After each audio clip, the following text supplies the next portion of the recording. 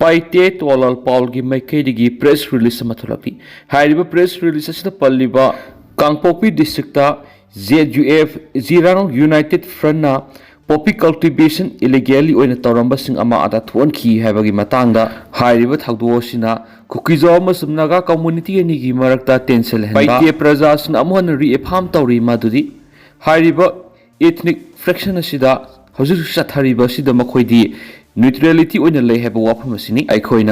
Naga isli now singa, Loina Hariba conflict a sida eikhoi interest, Ocean they have a wapam panmagaloina, Hausi, Naga Kuki and Marak Akan Mamong the tension directly basida, Paite Praza Singdi, Masing Yamza de Masum, Hariba Haudu Oshida eikhoi, Sena de have a wapam pundurakli, Makatana fundurakli buapamana,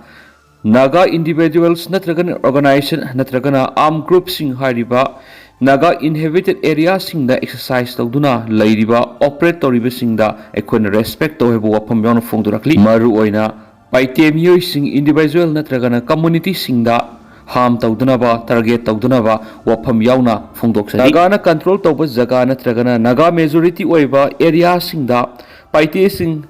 Satoksin Natragan labor matamda, ayat upon Pibidana Vaso Haizari, Loinana, Mamangagi matam high the English singer Magasama Pangamau Drago Humdogi matamda, Naga Kuki conflict Tokiba matamda, Paite community di, neutrality lay heba, Matam Duda, Paite National Council Duga housing na, a Paite tribe council havena, declared Tokibu Wapam Supala, Matamadura Satoksin Jana Begitamak the Sakang Nava. Identification card amasum granted spaces oina conflict zone haibadi Impal Dimapur lambi amasum Impal Jiribam lambi singda paitopasing toraga satpagi ayaba piki maram mayam singasina Naga isli now sing na request tawzari maduri past agreement mamangagi tawkiba agreement singa du ningsing boina honor tawbo oina housik thokliba present situation asidasu understanding tawbiyu haibu wapamasni Kangpokpida Republic Day event Angang sing the expert or biscuit sing yajakkhre have a wap mamasu social media sing the viral oirakli high river haudosi district headquarter talking with haudo money high river haudosi district administration Kangpokpi sin kibi event Hundraga Suba Indian Republic Day numita celebration ga mari lainana Hariba experience biscuit singasi angang singamasum hariba thoram sida sarugyariba miyoi singda yen thorak padigi yamna major riba controversy ma thokle haba wapam amasu phongdong harakle hariba thawdo sina administrative negligence layamasum public safety oidre haba wapam kaya amasu phongdong harakle parents sing civil society organization amasum community leaders singa hariba thawdo sigi matangda akan mamongda condemn tawbago loinana hariba sina yamna sathian ba amasu oibaga loinana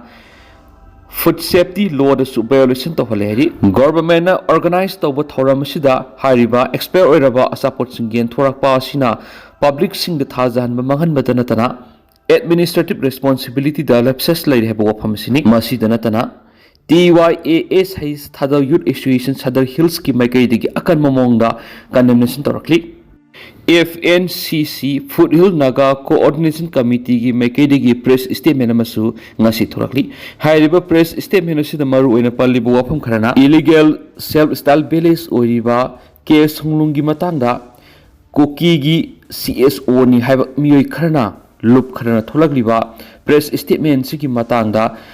FNCC Foothill Naga Coordination Committee na sok tawbaga loinana wapum kya ma phungtokli hairiba press statement asida palliba maruiba wapum krana koki organization amasum section krana media da aran bu wapum kya ma phungdor sig matangda palakli copy cultivation amasum masiga mari ledanaba thabak thorom kya ma haujuk sa thariba sing sigi mathakta ZUF Zilarong United hairiba thawdok sing sida farmhouse ahum wapong Inthan area the Lerambasing Ama Ada Twon Kiba Masum Yakai Tok and Kibigi claim Tawalekri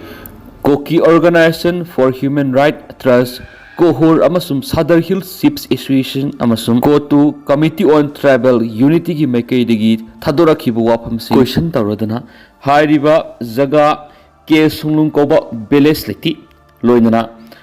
Kungam Belesama may taki basuli allegation sing asi lana lamzing bani pumla lalabu wapamani Manipur Hill Areas Beles Authority Act 1956 ki matungina Beles ama haibasi yamdrabada yum kungi mathakta legally lairakana recognize tawgadabani loinana Manipur gi gazette ke sunglung tu haiba record laiti haiba wafam su phongdokli historically oinadi hairiba lamasi originally in Pui village ta belong to rami makhoi go irami adu haujingna tamphoi mon hairi Kuki rebellion 1980 gi matamda hairiba inpu invitancy abandon oikhibani jaga loinana Kuki singna illegally hairiba farm house singasi English niga taraga teretegi makoina occupy togduna lesson khibani aduga temporary structure sing sagalakpa hokmani masigi akoiba hill slope singda poppy cultivation tawba horakhibani tentangna atopa pawmana Kukizo umbrella organization oiriba anina ZUF ta akan mamongda Kukizo village mai tha khibaga mari leinana Manipura masigi responsibility amasung karigum irang thurpa matamna makoina daita pugadabne bu wapam masini masida natana ngasi January gi tang kun ga treta apunba statement ama UPF United People Fronts amasung Kuki National Organization KNO gi mekaidigi ke songlung belesta ama ada thon khibagi matang sina makoina condemn tawbaga loinana wafam kaya ama makhata na thamlakre ama romdana Republic Day gi numita ke songlung beles Manipur gi Kangpokpi district ki manungda leibra thokiba thawdo wathok amasum irang duna maram oira district headquarter da high level joint peace meeting ama pangthokadri hairiba sida administration amasum community leadersing yauna tension asi phathanaba amasum Hanagumna ing tapna lainabagi damakta jaga asida wa khanagaduri hairi hairiba meeting asing asi nungthingi pung amada pangthokada loinana Manipur gi hill areas committee gi chairman oiriba Dipu Gangmaina let tawbaga loinana MLA Nongba Assembly constituency gi susaruk yagani hairi atopa representative major tribal amasum civil society organization singi haibadi Kuki civil society organization singi CSO sing UNC United Naga Council amasum Jirarong Union amasum atopa Rongwai Naga People Organization RNPO yauna maruoiba organization singi mihut sing saruk yabaga loinana huwa khanagaduri hairiba meeting asida thajaninga oiriba pawmana MLA awmu niumaisu saruk yarabi yari heba pawmani Syria gi lanmina YPG gi kaisum sangdi angang sam ga kunga taruk thadokri Syria lanmina laiba dugi Raqqa province ta YPG terror group na hangba kaisum sangama da phajinduna thamba angang sam ga kunga taruk thadokri angang singa du ayaman sei kutara ga nipan gi makhada laibani haina laiba dugi